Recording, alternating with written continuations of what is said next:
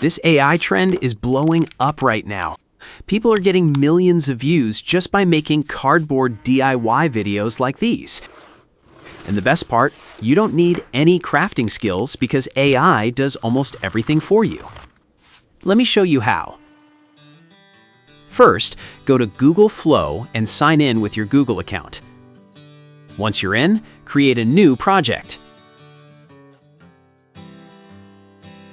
Now switch to Video Generation, choose Ingredients mode, and set the aspect ratio to 9:16 for shorts. For the video model, select Omni Flash, then set the duration to the maximum 10 seconds.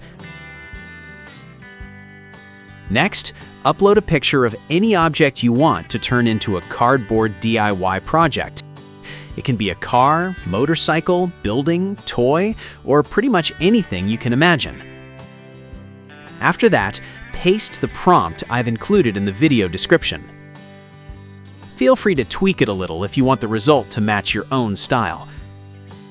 When everything looks good, hit send and wait a few minutes while Google Flow generates your video.